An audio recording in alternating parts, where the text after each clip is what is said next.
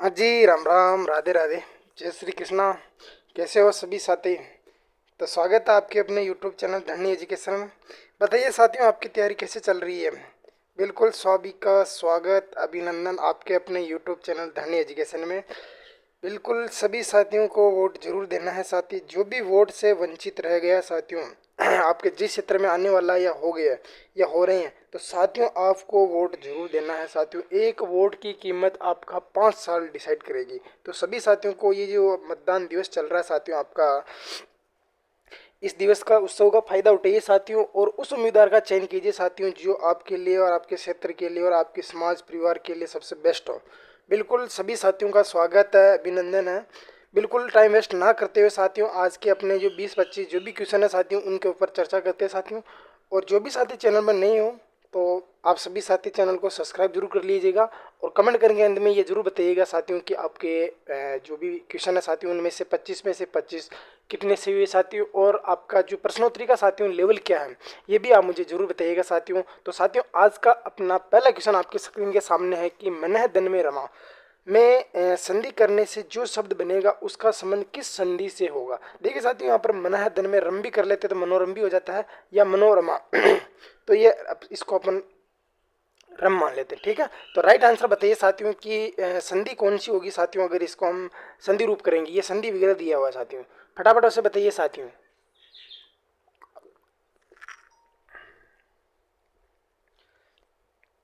A option साथियों आपका विसर्ग संधि है, बी ऑप्शन आपका स्वर संधि है, सी ऑप्शन आपका व्यंजन संधि है, डी ऑप्शन आपका भाव संधि है। देखिए साथियों, आपकी भाव संधि तो होती ही नहीं है, पहली बात तो ये, ठीक है साथियों। संधि के तीन ही भेद है, ये संधि के तीनों भेद है, ठीक है लाडू।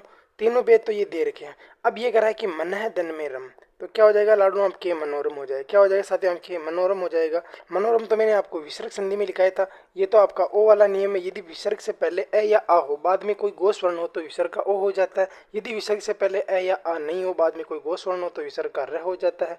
बिल्कुल बिल्कुल, ये दो नियम आपके उसमें मैंने लिखाए थे। तो राइट आंसर सभी साथियों का राइट आंसर क्या हो जाएगा भैया, ए इसका राइट आंसर हो जाएगा। बढ़ते हैं नेक्स्ट क्वेश्चन की तरफ।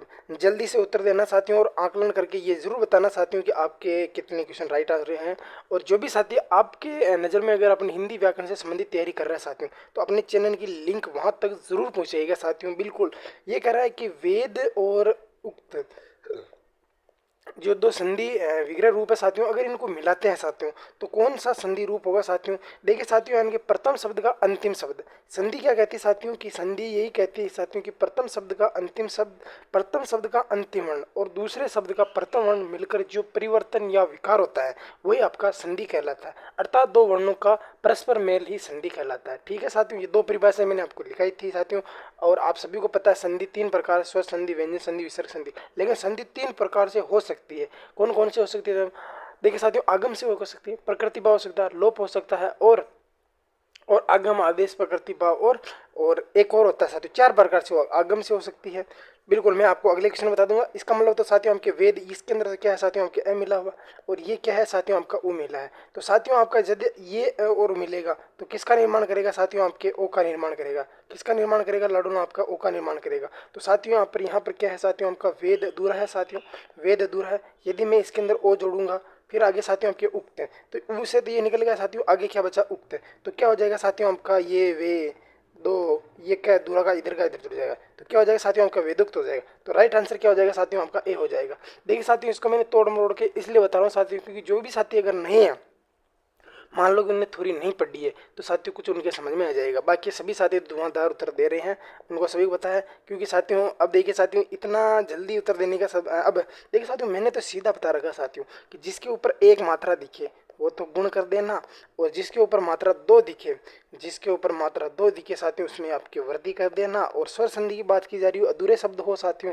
तो वहां पर कर देना साथियों आपकी कौन सी संधि कर देना साथियों, आपके यण संधि कर देना। ये तमाम सारी बातें मैंने आपको बता रखी है।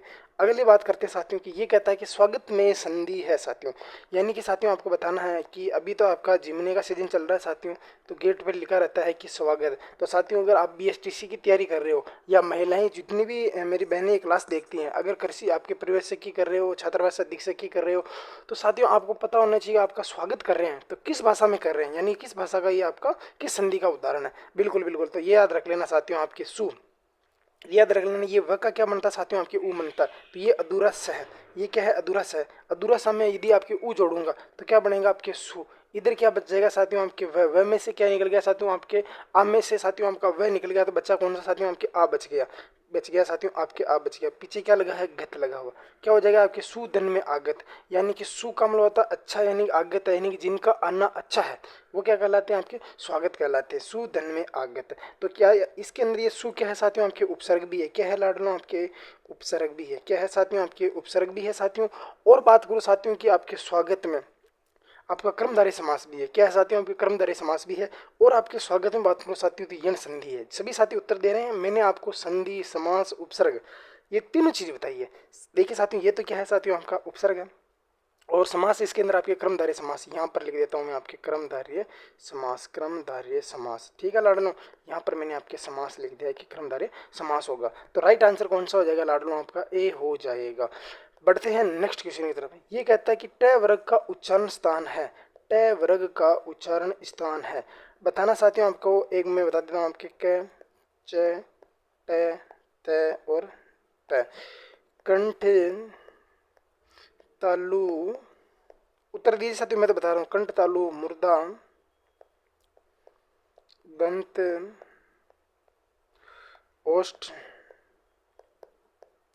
कंठ, तालु, मुर्दा, दंतोष्ठ। साथियों यहाँ पर लिखा हुआ है कंठ है, तालु है, मुर्दा है, दंत है, ओष्ठ है। साथियों ये आपकी चीजें आपके सामने लिखी हुई है साथियों।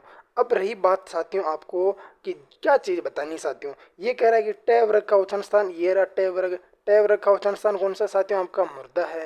तो त आपका कौन सा राइट आंसर हो जाएगा साथियों, आपका 4 का सी हो जाएगा। क्या हो जाएगा लाडलू, आपका 4 का सी हो जाएगा। बिल्कुल सभी साथियों का स्वागत, अभिनंदन। देखिए साथियों, आप कमेंट करने में बहुत ज़्यादा कंजूसी करते हो, कोई साथी कमेंट नहीं करता। साथियों कमेंट किया करो ताकि आपको जो भी डाउट है साथियों वो बताया करो मुझे। और जितने भी साथी हैं आप मुझे लाइक का बटन जरूर दबाया करो ताकि साथी। ये कह रहा है कि नास्तिक में कौन सा समास है, ये कह रहा है कि नास्तिक में कौन सा समास है। तत्पुरुष समास है, क्या क्रमधारय समास है, क्या आपका द्विगु समास है, क्या आपका आपका अविभाव समास है। साथियों आपको बताना है कि नास्तिक, बिल्कुल बिल्कुल नास्तिक में कौन सा समास है साथियों, बताना है। जल्दी जल्दी से कीजिए कमेंट। आपके कमेंट की साथियों प्रतीक्षा की जा रही है। कौन सा लोग किया जाए, ए को लोग किया जाए या बी को या सी को या डी को। नास्तिक, नास्तिक समास के 6 भेद होते हैं साथियों। पद प्रधानता के आधार पर 4 भेद होते हैं साथियों। बिल्कुल साथियों, बिल्कुल साथियों। अब देखिए साथियों के समास के 6 भेद होते हैं, पद प्रधानता के आधार पर 4 भेद होते हैं। कौन से होते हैं, प्रथम पद प्रधान, द्वितीय पद प्रधान, दोनों पद प्रधान, किसी अन्य पद प्रधान। ठीक है साथियों, तो नास्तिक में 5 राइट आंसर क्या आ रहा है साथियों, आपके न धन में आस्तिक। क्या हो जाएगा, आपके न आस्तिक। देखिए साथियों ये कह रहा है कि आस्तिक। देखिए साथियों इसके अंदर ये न क्या साथियों, आपके उपसर्ग भी है और यहाँ पर अव्ययभाव समास भी है। तत्पुरुष समास का क्या हो जाएगा, आस्तिक। बिल्कुल एन ना नहीं, ने तत्पुरुष समास का ये आपके उदाहरण है साथियों। मैंने आपको ये चीज़ें भी लिखाई हुई है, नास्तिक है, अनावश्यक है, अत्यावश्यक है, ये सारी चीज़ें मैंने आपको अकारण है। ठीक है साथियों, अनाम है, अयोग्य है, ये अधन है, ये चीज़ें मैंने आपको सारी इसके अंदर आपके लिखा रखी है। तो राइट आंसर क्या हो जाएगा साथियों, आपकी ये हो जाएगा। यदि अगर आपके तत्पुरुष समास ना दिया रखा होता तो किसको करते हैं, हम बी को करते हैं। लेकिन लाडलो ये तो दे रखा है, तो राइट आंसर क्या हो जाएगा, ए हो जाएगा। बिल्कुल 5 का आपके ए आंसर हो जाएगा। 6 माही में कौन सा समास है रे लाडलो, 6 माही में कौन सा समास है, फटाफट से उत्तर दीजिए। बहुवीर्य समास, कर्मधारय समास, द्विगु समास, तत्पुरुष समास। देखिए साथियों जल्दी से आपको उत्तर देना है, तब तक मैं तीनों के तीनों समास यानी कि एक का तो आपको उत्तर होगा जो मैं नहीं बताऊंगा, बाकी मैं बता रहा हूँ। ये कह रहा है कि बहुवीर्य समास किसे कहते हैं, बहुवीर्य समास उसे कहते हैं जिसका कोई पद प्रदान ही नहीं होता है। ये किसी दूसरे के पद प्रदान को विशेष रूढ़ करके अपने अर्थ में ग्रहण कर लेता है, वही आपके बहुवीर्य समास कहलाता है साथियों। अच्छा, क्रमधारय समास किसे कहते हैं, क्रमधारय समास उसे कहते हैं जिसमें प्रथम पद क्या हो साथियों की विशेषण या विशेष्य हो, दूसरा पद भी विशेष्य या विशेषण हो। प्रथम पद दूसरे पद की विशेषता बताता है, प्रथम पद उपमेय या उपमान होता है साथियों। वही बात है, विशेषण विशेष्य और उपमेय उपमान वाले शब्द किसमें आते हैं साथियों, आपके क्रमधारय समास में आते हैं साथियों। अभी आपको मैंने बताया तत्पुरुष, तत्पुरुष के आपके 5 भेद होते हैं। कितने भेद होते हैं साथियों? आपके 5 भेद करवाई थी मैंने। एक पढ़ाया था मैंने आपको नियत तत्पुरुष समास। क्या पढ़ाया था लाडलो? आपको नियत तत्पुरुष समास। फिर मैंने आपको लुप्त कारक चिन्ह पढ़ाए थे, लुप्त पद पढ़ाया था साथियों। लुप्त कारक चिन्ह में मैंने आपको कर्ता और संबोधन को छोड़कर 6 ही कारक पढ़ाए थे। बिल्कुल। एक पढ़ाया था मैंने अल्लुक। अल्लुक के अंदर मैंने आपको लिखाए थे जितने भी संस्कृत विभक्ति चिन्ह वाले संस्कृत उदाहरण होते हैं साथियों, वो इसके अंदर आ जाते हैं साथियों। वसुंधरा, ये वाले मैंने उसके अंदर आपको मृत्युंजय, ये वाले सारे के सारे मैंने उसके अंदर उदाहरण लिखाए थे। और एक मैंने आपको लिखाया था साथियों आपके उपपद वाले से, यानी कि जिसके अंदर आपके प्रत्यय लगाओ। देखिए आपके जलद है, जल्दी है, जलज है, उरग है, विग है, खग है, सर्वज्ञ है, वेदज्ञ, ये कि ये सारे के सारे तमाम उदाहरण मैंने आपको उसके अंदर लिखाए थे राटलियों। ये कह रहा है कि 6 माही, यानी कि प्रथम पद तो क्या होगा साथियों? आपका संख्या होगी। दूसरा पद कोई ना कोई संज्ञा होगी। तो वो कौन सा कहलाएगा लाडलो? आपका द्विगु समास कहलाएगा। द्विगु पद, दूसरा पद प्रधान होता है। तो राइट आंसर क्या हो जाएगा सभी साथियों का? बी इसका राइट आंसर हो जाएगा। क्या हो जाएगा? 6 का बी आंसर राइट हो जाएगा। अगले क्वेश्चन की बात कर लेते हैं। ये कह रहा है कि साथियों, ये कह रहा है कि चरण कमल में समास है। चरण कमल बताना है लाडलों के चरण कमल में समास है। बहुत ही अच्छी बात है साथियों। देखिए साथियों, तो उसकी बात कर ली सामने। द्वंद्व समास की हमने बात नहीं की, तो द्वंद्व समास की बात कर लेते हैं साथियों। द्वंद्व समास किसे कहते हैं साथियों? द्वंद्व समास उसे कहते हैं जिसके दोनों पद प्रधान हो साथियों, जिसके 3 भेद होते हैं। कौन कौन से? एक तो इतरेतर, समाहार, वैकल्पिक। इतरेतर के अंदर आपके और लगाकर हम समास वगैरह करते हैं साथियों। अच्छा, और इसके अंदर आपके संख्यावाची शब्द आते हैं। और याद रख लेना साथियों, एक दूसरे का समूह का बोध कराते हैं। और साथियों आपके बात कर लेते हैं साथियों, बिल्कुल इतरेतर के अंदर आपका संख्यावाची शब्द आते हैं। तो ये कह रहा है कि चरण कमल, कमल रूपी चरण क्या हो जाएगा साथियों? आपके कमल रूपी, कमल रूपी चरण। चरणों की विशेषता बताई जा रही कैसे है साथियों? आपके कमल रूपी है, अर्थात क्रमधार्य समास हो जाएगा। क्या हो जाएगा साथियों? आपके क्रमधार्य समास हो जाएगा।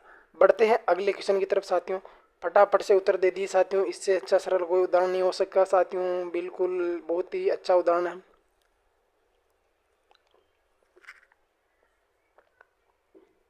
कमेंट करके बताओ साथियों आपकी तैयारी कैसी चल रही है, पहली बात तो ये।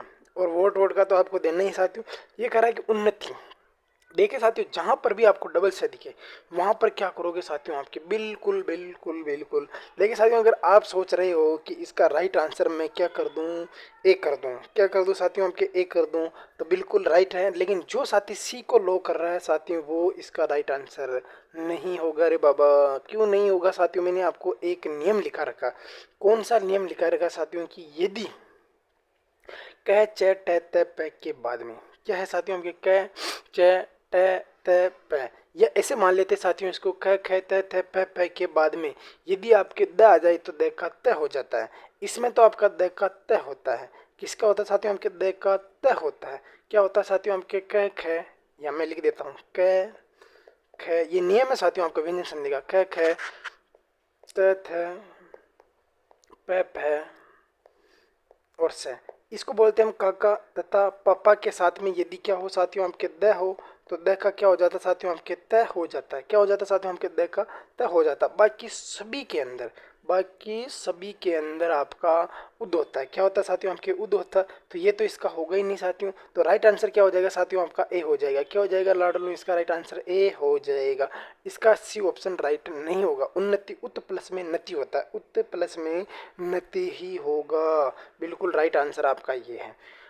अगले क्वेश्चन का उत्तर दीजिए साथियों। ये कह रहा है कि सुशिक्षित में उपसर्ग है साथियों। इससे सरल क्वेश्चन साथियों आपका कोई नहीं साथियों। लेकिन मैंने ऑप्शन भी आपको घुमाने वाले ही दिए हैं। हालांकि उम्मीद है कि साथियों आपका जो क्वेश्चन है साथियों वो आपका राइट हो सकता है। ये कह रहा है कि सुशिक्षित में कौन सा उपसर्ग है साथियों? उपसर्ग बताना। ठीक है साथियों, उपसर्ग किसे कहते हैं? वे शब्दांश जो किसी शब्द के पूर्व पहले प्रारंभ में लगकर उस अर्थ के परिवर्तन में विकार ला देते हैं साथियों, वो क्या कहलाते हैं लाडलो? आपके उपसर्ग कहलाते हैं साथियों। उपसर्ग क्या होते हैं साथियों? उपसर्ग एक शब्दांश होते हैं, स्वतंत्र अर्थ नहीं होता साथियों। ये जिस शब्द के पूर्व पहले प्रारंभ में लगते हैं उसके अर्थ में परिवर्तन या विकार ला देते हैं। तो बिल्कुल राइट आंसर क्या हो जाएगा साथियों? आपका बी हो जाएगा। क्या हो जाएगा लाडलो? इसका बी हो जाएगा। ये आपके सुधन में शिक्षित है जो, बिल्कुल बिल्कुल बिल्कुल।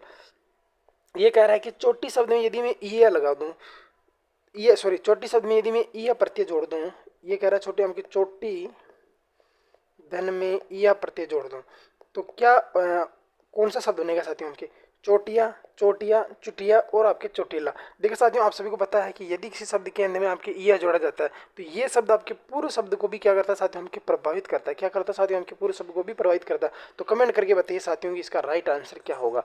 बिल्कुल सभी साथियों का राइट आंसर आ रहा है कि सी हो जाएगा। क्या हो जाएगा साथियों, हमकी चुटिया हो जाएगा। बिल्कुल चुटिया, चुटिया हो जाएगा ना, चूतिया मत लिख देना। ठीक है साथियों, तो राइट आंसर क्या हो जाएगा, 10 का सी हो जाएगा। 10 का राइट आंसर सी हो जाएगा। अगले क्वेश्चन का उत्तर दीजिए फटाफट से। ये कह रहा है कि गतिमान में प्रत्यय, प्रत्यय बताना साथियों आपको पीछे लगने वाले क्या है, शब्द के अंत में लगने वाले। क्या बताना लाडलो आपको कि गतिमान में, किसमें बताना है लाडलो, गतिमान में प्रत्यय कौन सा है ये आपको बताना साथियों। ए ऑप्शन आपका आन है, तो बी ऑप्शन आपका मान है, तो सी ऑप्शन आपका न है, डी ऑप्शन आपका अन है। बिल्कुल साथियों, आपका गति धन में मान है, तो क्या हो जाएगा आपका राइट आंसर आपका बी है। तो राइट आंसर भी आपका बी हो जाएगा। अगले क्वेश्चन का आंसर दीजिए आप। तो बहुत ही खतरनाक है कि इनमें से भाववाचक संज्ञा है। ये पूछ रहा है साथियों कि इनमें से भाववाचक संज्ञा है। देखिए साथियों, आपको भाववाचक संज्ञा किसे कहते हैं, वे संज्ञा शब्द जो किसी रंग रूप अवस्था इत्यादि का बोध करा देते हैं।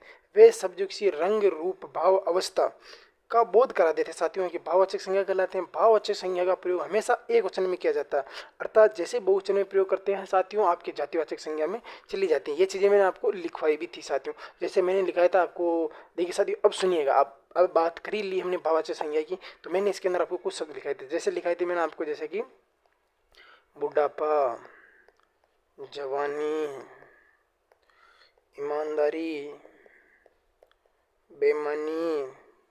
क्या लिखाया था साथियों, ईमानदारी, बेईमानी, प्रेम, प्रेम, प्यार, स्नेह, प्रेम प्यार स्नेह, वात्सल्य, वात्सल्य। ठीक है साथियों, प्रेम प्यार स्नेह, ईमानदारी व जवानी, बुढ़ापा। ठीक है साथियों, ये सारे के सारे मैंने आपको शब्द लिखाए थे साथियों। हमके बहुत ही ज़्यादा शब्द लिखाए थे साथियों, लेकिन अभी तो अपने को आपको समझ लेना साथियों कि ये शब्द मैंने आपको लिखाए थे। भाव का बहुत करा रहे साथियों। बुढ़ापा क्या है साथियों, बूढ़ा विशेषण है, बुढ़ापा बहुवचन। जवान विशेषण है, जवानी क्या है साथियों, ईमानदार विशेषण है, ईमानदारी क्या भाव है। बेईमान विशेषण है, बेईमानी आपके क्या है साथियों, आपके नहीं है ना। तो राइट आंसर क्या हो जाएगा लाडो, आपका भाववाचक संज्ञा दिल्ली। दिल्ली तो साथियों आपका एक स्थान ही है साथियों, तो ये किसमें आ जाएगी, व्यक्तिवाचक में आ जाएगी।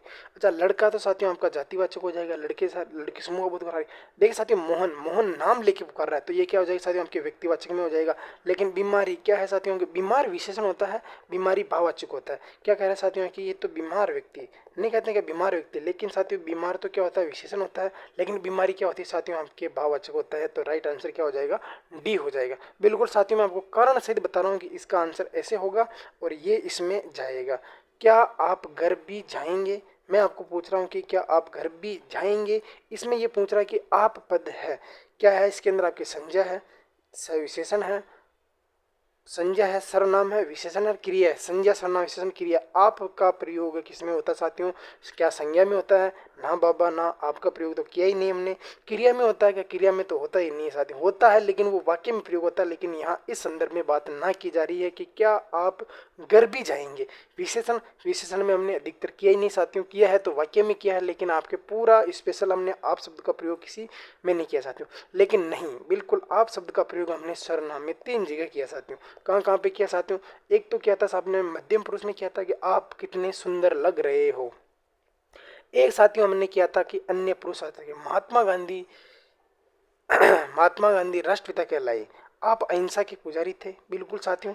और एक हमने किया था साथियों आपके निजवाचक सर्वनाम में कि आप अपना काम स्वयं करते, सर या राधा या ऐसे मान लीजिए राधा अपना काम अपने आप ही करती है, या राधा अपना गृह कार्य अपने आप ही कर लेती है, तो यानी कि राधा के लिए अपने आप का शब्द निजवाचक सर्वनाम है। किसमें आता है साथियों, आपके निजवाचक सर्वनाम है। तो किसमें प्रयोग हो रहा है, 3 बार प्रयोग हो रहा है। किसका प्रयोग हो रहा है साथियों, आपके सर्वनाम का भी 3 बार प्रयोग हो रहा है आप में। तो राइट आंसर क्या हो जाएगा, 13 का आपका बी हो जाएगा।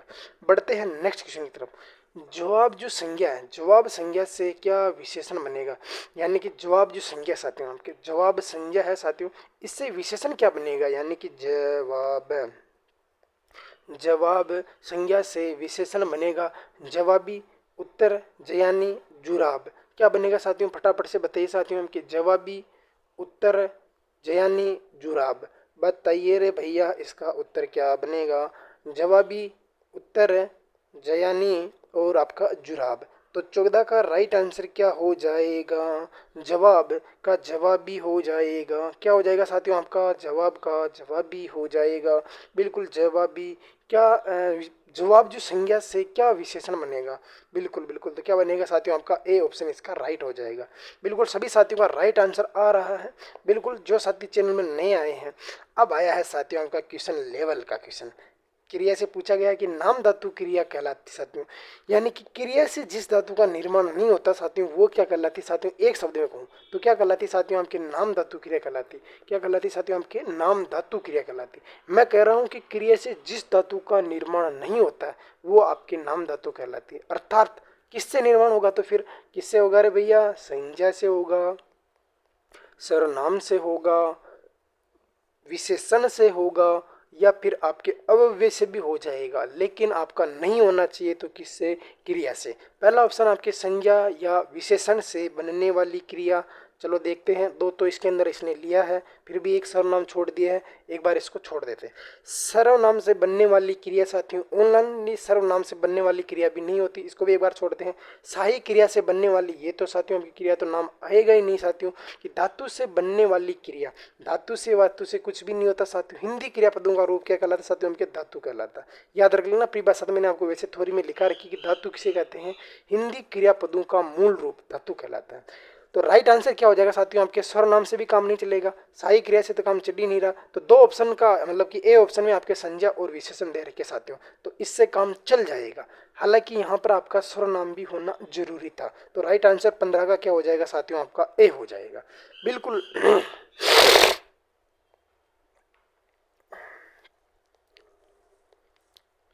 किस ये कह रहा है साथियों कि किसी वाक्य में अकर्मक क्रिया, यानी किस, मान लो या किसी वाक्य में अकर्मक क्रिया साथियों आपको पहचान करानी साथियों। अकर्मक और सकर्मक क्रिया के लिए साथियों आपका कौन या क्या, यह साथियों आपका कौन के माध्यम से भी आपका पता चल जाएगा साथियों। कौन? पक्षी उड़ रहे हैं, कौन उड़ रहे हैं साथियों? आपके पक्षी उड़ रहे हैं। क्या उड़ रहे हैं? पता नहीं चल रहा है, आगे देखते हैं।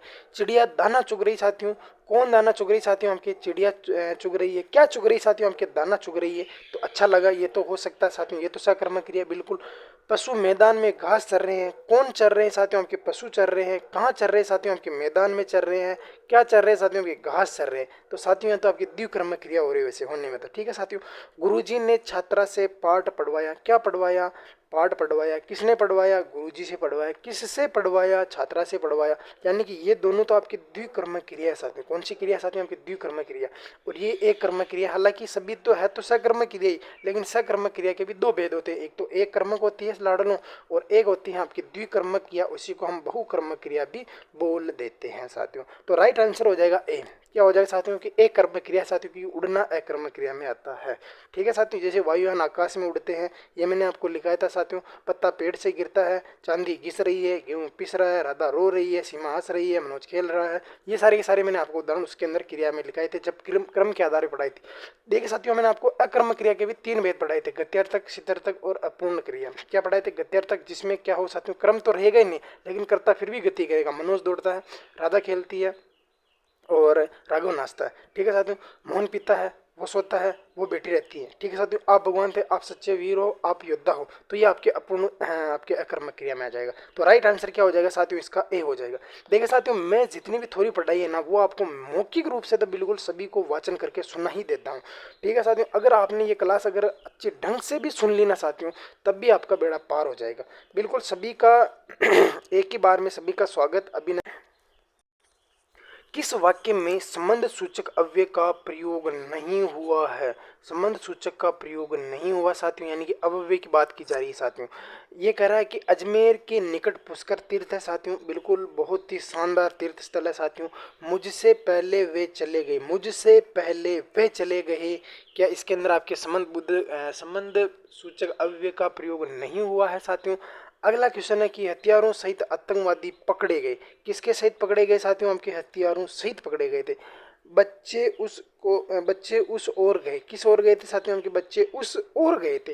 तो ये कह रहा है कि संबंध सूचक हम पढ़ाते हैं साथियों के सम्यक सूचक भी लिखा देते हैं या संबंध बोधक भी लिखा देते हैं। तो मेरी आदत क्या, संबंध बोधक में ज़्यादा है, सूचक भी वही होता है, बोधक भी होता है। ठीक है साथियों, एक ही बात है। ये कह रहा है कि नहीं बताना साथियों। तो क्या बताना साथियों कि संबंध बोधक जो आपके अव्यय लिखाता हूँ साथियों, इसके अंदर मैं आपको परसर्ग लिखाता हूँ। क्या लिखाता हूँ लाडू? आपके परसर्ग लिखाता हूँ। परसर्ग भी 4 प्रकार से लिखाता हूँ। का की के एक ही मान लेना ना, ना नी ने रा री रे। अगला लिखा देता हूँ मैं आपको सा सी से। यानी कि साथियों है तो ये अलग अलग एक ही लाइन में बता दिया। ठीक है साथियों।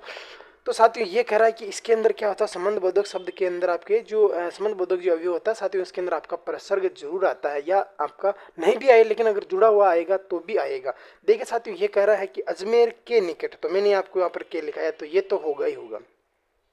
मुझसे पहले वे चले गए। मुझसे पहले कौन चले गए साथियों? आपके वे चले गए। तो ये जो वे शब्द साथियों ये भी एक काम कर रहा है साथियों, आपके परसर्ग का ही काम कर रहा है। हथियारों सहित आतंकवादी पकड़े गए। हथियारों सहित, देखिए साथियों आपके सहित का काम कभी कर रहा है साथियों, आपके जोड़ने का काम कर रहा है। किसका कर रहा है साथियों? आपके संबंध बता रहा है कि किसके साथ पकड़े गए आतंकवादी, हथियारों सहित पकड़े गए। हथियार जो थे उनके पास, जो थे गोला बारूद पिस्तौल वगैरह, उनके साथ पकड़े गए। तो साथियों ये तो तीनों किसका बोध करा रहे साथियों? के परसर्ग का बोध करा रहे। लेकिन बच्चे उस ओर गए। किस ओर गए साथियों? बच्चे उस ओर गए थे। तो ये तो किसका हो जाएगा साथियों? के बच्चे किस ओर गए? उस ओर गए। तो ये तो समुच्चय बोधक का हो जाएगा ना, और किंतु परंतु लेकिन या अथवा ताकि मानो ताकि, इसलिए ये तो सारी मैं उसमें लिखाता हूँ साथियों संबंध बोधक, सॉरी समुच्चय बोधक में। यानी कि वे शब्द जो किसी संज्ञा या वाक्यांश या दो वाक्यों को जोड़ने का काम करते हैं साथियों, वो समुच्चय बोधक कहलाते हैं। और किंतु परंतु लेकिन या अथवा ताकि मानो, ये सारे मैंने आपको शब्द लिखाए हुए हैं। तो राइट आंसर तो साथियों आपका 17 का डी हो जाएगा। क्या हो जाएगा लाडलों? 17 का डी हो जाएगा। इनमें से पुल्लिंग शब्द कौन सा? यानी कि पुल्लिंग बोले तो पुरुष जाति का बोध कराने वाला, पुल्लिंग बोले तो साथियों हमको पुरुष जाति का बोध कराने वाला शब्द कौन सा है? फटाफट उत्तर दीजिए। नदी होती है, नदी तो होती है साथियों। यहाँ पर मैं आपकी महिला लिख देता हूँ। ठीक है साथियों, नदी तो होती है साथियों, महिला के अर्थ में। पानी तो लाडलू क्या होता है साथियों? पानी होता है, ना कि पानी होती है। इलायची होती है, प्यास लगती है, प्यास ना कि लगता है, ना कि इलायची होता है, ना कि नदी होता है, बल्कि पानी जरूर होता है। यानी कि यहाँ पर बहुत सारा पानी है। तो क्या हो जाएगा साथियों? आपका पुल्लिंग का बोध यानी पुरुष जाति का बोध कराने वाला तो कौन सा हो जाएगा? बी हो जाएगा। याद रख लेना, ऐसे क्वेश्चन बीएसटीसी में बहुत ही ज़्यादा पूछे जाते हैं। बीएसटीसी के अंदर ये ही ज़्यादा क्वेश्चन पूछेंगे, बिल्कुल नॉर्मल वाले, जैसे सजा होती है, कजा होती है। ये मैं कल भी लिया था, मैंने आज भी लिया था साथियों। और ये मैंने आपको लिंग पढ़ा भी रखे साथियों। बिल्कुल, लिंग का शाब्दिक अर्थ होता है आपके पहचान या चिन्ह होता है। लिंग का शाब्दिक अर्थ क्या होता है साथियों? आपके पहचान या चिन्ह होता है साथियों। यानी कि वे सब जो पुरुष जाति या महिला जाति की पहचान का बोध कराते हैं वो क्या कहलाते हैं लाडलो? आपका लिंग कहलाते हैं। आत्मा का वचन बदलिए रे भैया।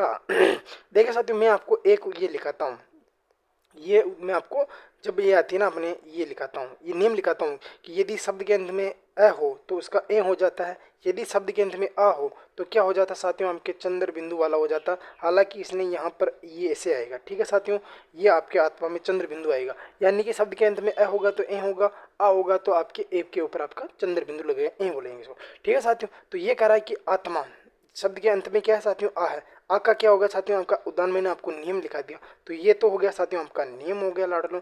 ये तो क्या हो गया साथियों? आपका नियम हो गया। तो आत्मा का वचन बदलने पर बहुवचन का क्या हो जाएगा? आत्मा ही।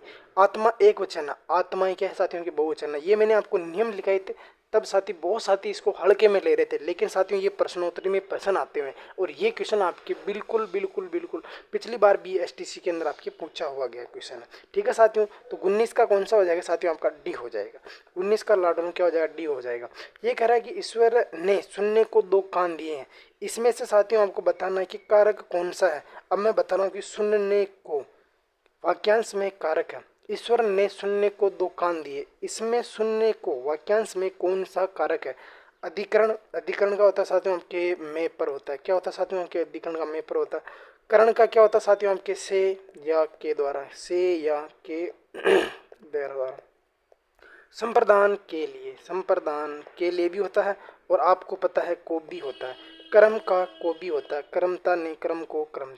ठीक है साथियों, ये कह रहा है कि सुनने को वाक्यांश में कौन सा है साथियों? कि ईश्वर ने सुनने को 2 कान दिए। अब ईश्वर हमें अगर कान दे रहा है तो वो वापस थोड़ी लेगा साथियों, यानी कि जन्म के साथ ही अपने साथ आ गए ना वो, तो बिल्कुल साधन या माध्यम का बोध नहीं करवा रहे साथियों। यहाँ पर ये किसका बोध नहीं करवा रहा साथियों, हमके साधन या माध्यम का बोध नहीं करवा रहा है। बिल्कुल ये बात यहाँ पर गलत हो जाएगी, क्योंकि साधन या माध्यम का अर्थ ही नहीं पूछा जाता साथियों। कि साथियों बिल्कुल यहाँ पर वो कहता है कि सुनने के लिए किन चीज़ का प्रयोग किया जाता है, तब तो कान का प्रयोग होता है। लेकिन ये कह रहा है कि ईश्वर ने सुनने को 2 कान दिए, तो ये कान का तो यहाँ पर नाम ही नहीं आ रहा साथियों। ये तो पूछ तो ये अपने को ये आ रहा है कि सुनने को तो ये साथियों आपके जहाँ पर दान देने का बोध हो या कुछ दिया जाता है, तो वहाँ पर आपके कर्म कारक न होकर लाडलो वहाँ पर आपके संप्रदान कारक होता है। और ये मैंने आपको जब क्रिया पढ़ाई थी तब भी बताया था, कारक पढ़ाया था तब भी बताया था। फिर भी आज आप गलती कर रहे हो साथियों, ये गलती आपको अगली बार नहीं करनी है। तो राइट आंसर क्या हो जाएगा साथियों, आपका सी हो जाएगा। अगले क्वेश्चन की तरफ चलते हैं साथियों।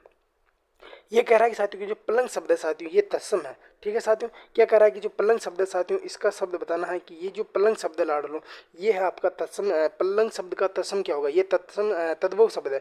इसका तद्भव क्या होगा साथियों कि पलंगा, पलवंग और पर्यंक और पटल। साथियों आप सभी को पता है कि पलंग शब्द का क्या हो जाएगा, जल्दी से कमेंट कीजिए, ए या बी या सी या डी।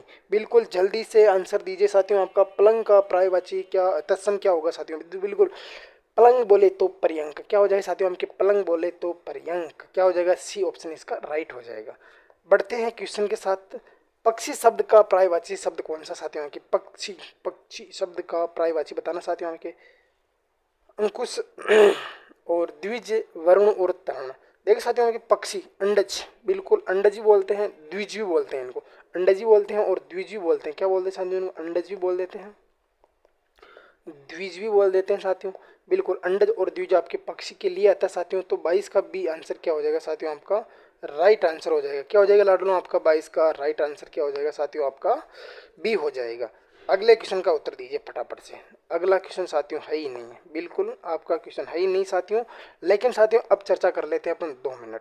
साथियों आपके क्वेश्चन थे लगभग 22 क्वेश्चन थे लगभग 22। जिस भी बहन और भाई के 22 में से 22 क्वेश्चन अगर सही हो रहे हैं तो मान लीजिए साथियों आपकी तैयारी बहुत ही खतरनाक साथियों। बिल्कुल इसी तैयारी को रखिए साथियों। मैं कह रहा हूं कि BSTC के अंदर आपके 450 प्लस नंबर आपकी इसी तैयारी से आ जाएंगे साथियों। मेरा ऐसा मानना है कि साथियों अगर आपकी हिंदी में ऐसी पकड़ है साथियों तो जीके रीजनिंग वगैरह इनमें भी आपकी अच्छी पकड़ होगी साथियों। और साथियों अवसर का बहुत ही अच्छा फायदा साथियों, अगर आप BSTC की तैयारी कर रहे हो साथियों तो वही आपको फिर रीट में देना पड़ेगा, या फिर आप किसी भी कंपटीशन की तैयारी कर लेना साथियों। जीके हिंदी तो आपको पढ़ना ही पड़ेगा, चाहे आज पढ़ो चाहे कल पढ़ो, तो इसको आज ही पढ़ लेते हैं। और जो साथी मेरे द्वारा थोड़ी पढ़ना चाहता है, बिल्कुल मैंने निःशुल्क आपके अपने इसी YouTube चैनल धरनी एजुकेशन में मैंने आपके हिंदी व्याकरण पढ़ा रखी है साथियों। और उसकी मैंने आपको प्लेलिस्ट भी बना रखी है। जो भी साथी देखना चाहता है बिल्कुल व्यवस्थित तरीके से हर टॉपिक की अलग प्लेलिस्ट है साथियों। किसी टॉपिक को मैंने एक में नहीं किया साथियों, हर टॉपिक का अलग अलग पार्ट है साथियों। तो मिलते हैं एक नई प्रश्नोत्तरी के साथ। एक प्यारा सा कमेंट करना साथियों जिससे कि मुझे एक नई ऊर्जा मिले साथियों। मिलते हैं कल, तब तक के लिए सभी को राम राम, राधे राधे, जय श्री कृष्णा, शुभ रात्रि।